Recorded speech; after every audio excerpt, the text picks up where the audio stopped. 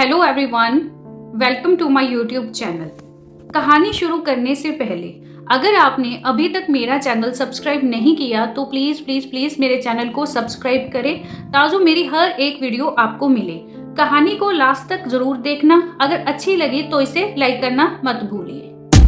तो आज मैं आपको एक ऐसी सच्ची और भयानक कहानी सुनाने जा रही हूँ जो आपके रोंगटे खड़े कर देगी।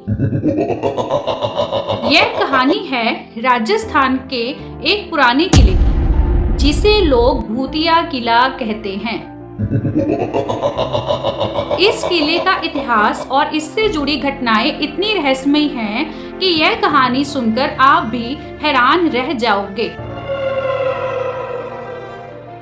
राजस्थान के एक छोटे से शहर में स्थित है भानगढ़ किला। यह किला आज भी अपनी भूतिया कहानियों के लिए प्रसिद्ध है। किले के बारे में कहा जाता है कि यहाँ रात के समय अजीब अजीब आवाजें आती हैं और कई लोगों ने यहाँ भूतों को देखने का दावा भी किया है।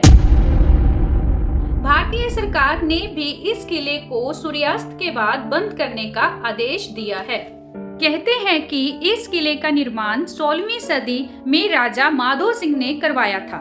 राजा माधो सिंह ने इस किले को अपनी राजधानी बनाने का सपना देखा था, लेकिन यह सपना कभी पूरा नहीं हो सका। किले के निर्माण के कुछ समय बाद यहाँ अजीब घटनाएं घटने लगी। लोग कहते हैं कि यह सब एक तांत्रिक के शराब का परिणाम था। कहानी के अनुसार इस किले के पास एक तांत्रिक बाबा बलूनाथ रहते थे। वह एक शक्तिशाली तांत्रिक थे और उनकी नजर किले की राजकुमारी रत्नावती पर थी, जो कि बेहद खूबसूरत थी। तांत्रिक ने राजकुमारी को अपने वश में करने के लिए काले जादू का सहारा लिया। उसने एक जादुई तेल भेजा, लेकिन राजकुमारी ने उसकी चाल को समझ लिया और तेल को एक चट्टान पर फेंक दिया और वो चट्टान तांत्रिक की ओर गई और उसकी मृत्यु हो गई।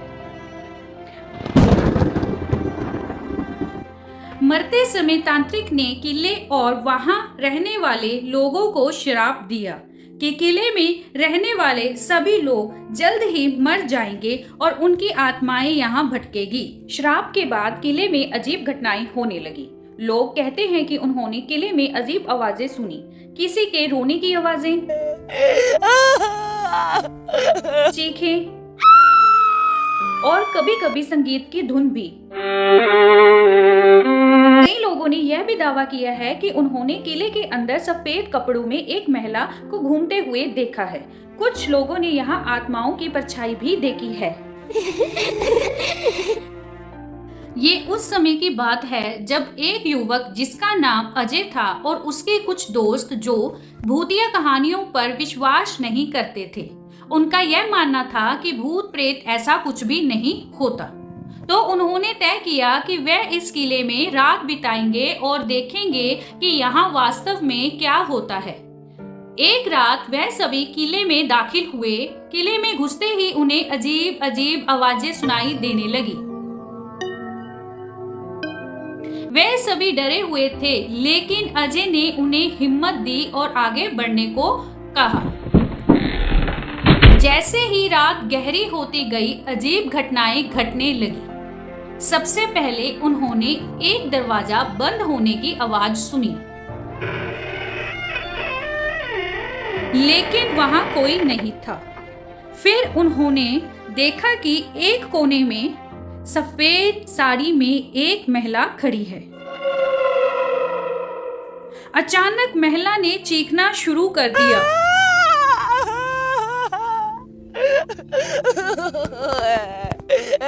और वह सभी डर के मारे भागने लगे।